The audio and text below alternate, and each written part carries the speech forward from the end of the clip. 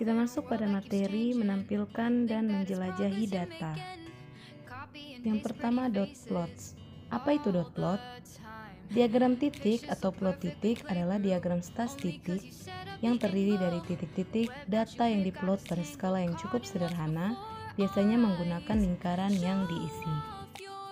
Plot titik adalah salah satu plot statistik paling sederhana dan cocok untuk kumpulan data berukuran kecil hingga sedang. Mereka berguna untuk menyoroti cluster dan kesenjangan serta outlier. Plot titik sebagai representasi dari suatu distribusi terdiri dari kumpulan titik-titik data yang diplot pada skala sederhana. Plot titik digunakan untuk data univariat, kuantitatif, berkelanjutan. Titik data diberi label jika jumlahnya sedikit. Dot plot dapat digunakan untuk menampilkan distribusi baik data berupa kategori maupun non-merik.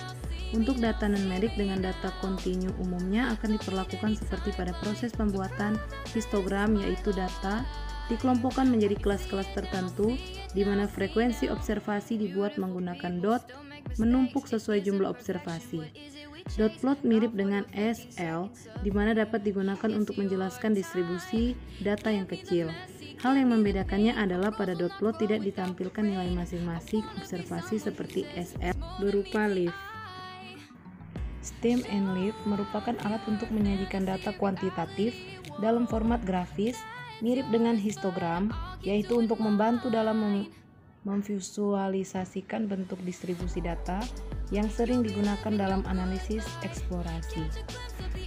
Stem and leaf menggambarkan atau menyajikan data dengan cara memisahkan setiap nilai menjadi dua bagian, bagian batang atau stem yaitu digit angka paling kiri dan diikuti dengan angka berikutnya yaitu down atau leaf, digit angka paling kanan. Tujuan utama stem and leaf plot adalah untuk hal berikut ini. Yang pertama, apakah pola pengamatan simetris, kemudian penyeberangan atau variasi dari data pengamatan. Ketiga, apakah terdapat pencilan, outlier, nilai-nilai yang berada jauh dari yang lainnya. Kemudian titik pemusatan data, dan yang terakhir ada lokasi yang merupakan gap atau kesenjangan dalam data. Ilustrasi di bawah ini menunjukkan stem and leaf plot untuk nilai ujian 80 mahasiswa. Berikut adalah stem and leaf plot yang di-generate Minitab untuk data nilai ujian di atas. Bisa dilihat dari data Minitab stem and leaf of nilai ujian di bawah ini. Apabila dilihat dari output dari software Minitab ada tiga bagian yaitu F, stem, dan leaf. Bagian pertama adalah nilai frekuensi F yang diletakkan paling kiri, selanjutnya diikuti dengan stem di tengah dan terakhir leaf di bagian kanan. Nilai ujian pada stem dan leaf plot sudah diturunkan dengan urutan meningkat dimulai dari nilai terkecil 35, 38, 43, 48, 97, 98, 99 dan seterusnya. Sangat mudah untuk melihat bagaimana nilai pertama 35 dipisahkan menjadi dua bagian terpisah, 3 dimasukkan ke dalam stem dan 5 dimasukkan ke dalam leaf. Demikian juga nilai ujian 38, 3 stem dan 8 leaf. Karena angka 35 dan 38 memiliki angka puluhan yang sama yaitu angka 3, maka kedua nilai tersebut ditempatkan pada stem yang sama dan satuannya digrupkan pada leaf yang sama. Perhatikan angka 58. Pada stem 3 hanya ada dua leaf yaitu angka 5 dan 8, berarti bahwa pada stem 3 frekuensinya ada 2. Pada Minitab angka 2 tersebut bisa dilihat dari baris sebelah kiri stem. Pada stem 3 hanya ada 2 leaf yaitu angka 5 dan 8 yang berarti bahwa stem 3 frekuensinya ada 2. Pada Minitab angka 2 tersebut bisa dilihat dari baris sebelah kiri stem. Interpretasinya yaitu yang pertama, sebaran data tidak simetris atau normal tetapi miring menjulur ke kiri. Modus terjadi pada nilai ujian 70-an yaitu sebanyak 24 buah yang merupakan titik pemusatan data, dan nilai ujian 35, 38 mungkin merupakan pencilan. Tambahan, output komputer nilai ujian dengan menggunakan software SPSS, nilai ujian stem and leaf plot Frekuensi stem dan leaf bisa dilihat pada data di bawah ini.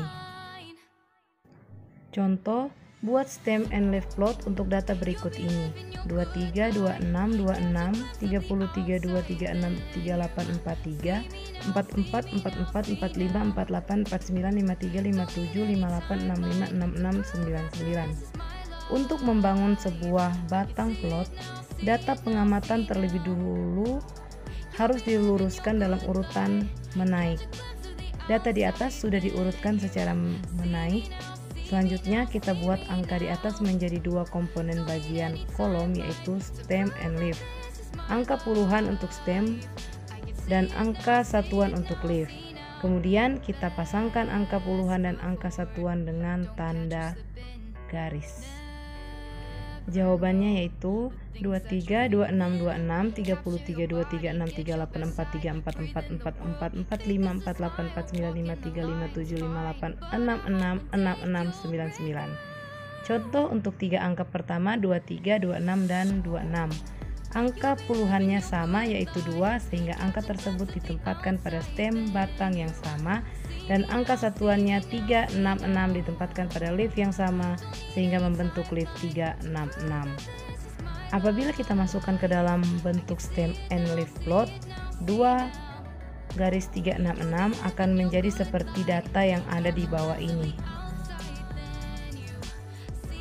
Penyelesaiannya, angka pertama 23 kita pisahkan menjadi 2 stem dan 3 leaf. Keterangan angka 2 adalah puluhan sehingga dijadikan stem, dan angka 3 adalah satuan sehingga dijadikan leaf. Angka kedua 26 kita pisahkan menjadi 2 dan 6 leaf. Angka ketiga 26 dipisahkan menjadi 2 stem dan 6 leaf. Keterangan tiga angka pertama 23, 26, 26 memiliki sistem yang sama, yaitu 2, sehingga angka satuannya ditempatkan pada baris leaf yang sama. Lihat angka 366 leaf pada gambar di bawah ini. Selanjutnya kita masuk pada ukuran posisi. Kuartil. Kuartil adalah nilai yang membagi suatu data terurut menjadi 4 bagian yang sama. Kuartil dilambangkan dengan Q. Jenis kuartil ada 3, yaitu kuartil pertama Q1, kuartil kedua Q2, dan kuartil ketiga Q3.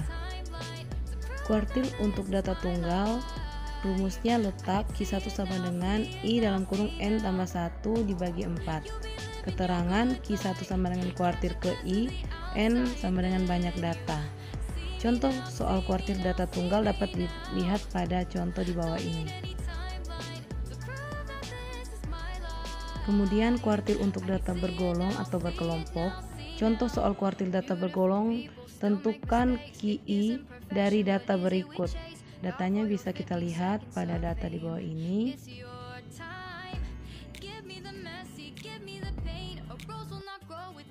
Nah, selanjutnya kita masuk pada desil. Desil merupakan nilai yang membagi data menjadi 10 bagian sama besar. Desil sering dilambangkan dengan D. Jenis ada 6, yaitu D1, D2, D3, D4, D5, D6, D7, D8 sampai D9. Untuk desi data tunggal, datanya bisa dilihat di bawah ini dengan rumus letak DI sama dengan I dalam kurung N tambah 1 dibagi 10. Keterangannya ada di bawah ini dan contoh soalnya juga ada di bawah ini. Desil untuk data bergolong atau berkelompok, contoh soal desil data bergolong ada di bawah ini. Kemudian jawabannya juga sudah ada, dan untuk datanya atau rumusnya DSI sama dengan PB tambah P, I kali N bagi 10 kurang F bagi F. Kemudian persentil merupakan nilai yang membagi data menjadi 100 bagian sama besar. Persentil sering dilambangkan dengan P. Jenis persentil ada 99, yaitu P1, P2, P3, dan seterusnya sampai P99. Persentil untuk data tunggal, rumusnya letak PI sama dengan I dikali N tambah 1 dibagi 100. Keterangan PI persentil ke I, N sama dengan banyaknya data. Contoh soal persentil data tunggal ada di bawah ini dan jawabannya juga sudah ada di bawah ini. Persentil untuk data bergolong atau berkelompok.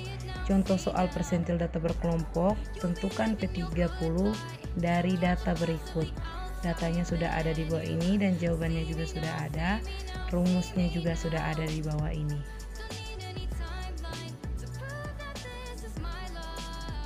Selanjutnya kita masuk pada box plot. Box plot merupakan ringkasan distribusi sampel yang disajikan secara grafis yang bisa menggambarkan bentuk distribusi data, ukuran tendensi sentral dan ukuran penyebaran, dan pengamatan. Terdapat 5 ukuran statistik yang kita bisa lihat dari box plot, yaitu nilai minimum atau nilai observasi terkecil, Q1 kuartil terendah atau kuartil pertama, Q2 median atau nilai pertengahan, Q3 kuartil tertinggi atau kuartil ketiga, nilai maksimum, nilai observasi terbesar. Selain itu, box plot juga menunjukkan ada tidaknya nilai outlier dan nilai ekstrim dari data pengamatan. Kemudian keunggulan box plot dibanding dengan histogram, dot plot, dan sense plot sangat terasa pada saat kita ingin membandingkan sebarangan beberapa kelompok data secara bersamaan. Bisa dilihat pada gambar di bawah dan di samping ini. Kemudian di bawah ini dan di samping ada diagram kotak garis dengan garis yang memanjang dari nilai minimum hingga nilai maksimum. Kemudian juga ada diagram kotak garis yang sama dengan garis IQR maksimum 1,5. Diagram kotak garis merupakan salah satu cara sederhana untuk menampilkan kumpulan data berdasarkan ringkasan 5 angka dari data tersebut. Ringkasan 5 angka yang dimaksud yaitu minimum, maksimum, median, kuartil pertama, persentil ke-25, kuartil ketiga, persentil ke-75.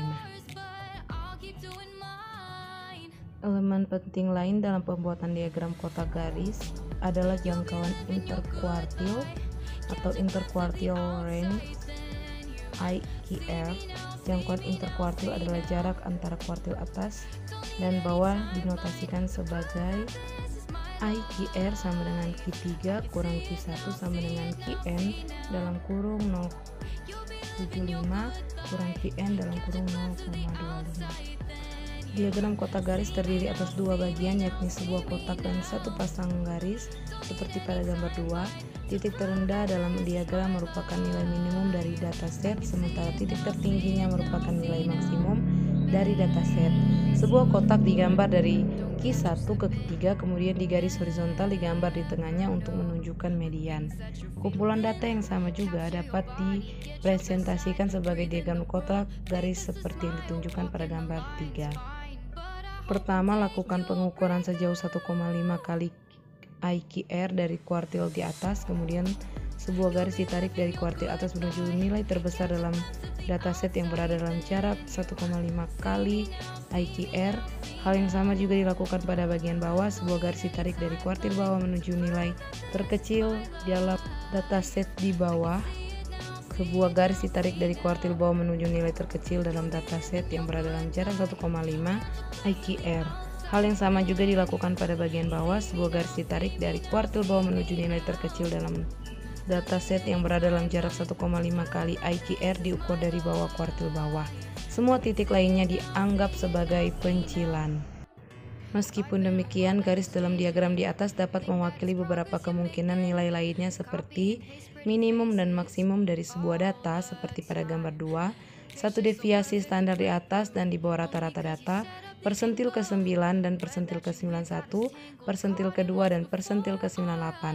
Data apapun tidak termasuk dalam garis harus diplot sebagai pencilan dan simbol titik, lingkaran kecil atau bintang. Meskipun terkadang hal ini tidak dilakukan, selain itu beberapa diagram kotak turut menyertakan simbol tambahan untuk menunjukkan nilai rata-rata data. Demikianlah penjelasan materi dari saya. Jika ada kekurangannya dimohon dimaafkan. Terima kasih. Jangan lupa like, comment, and subscribe.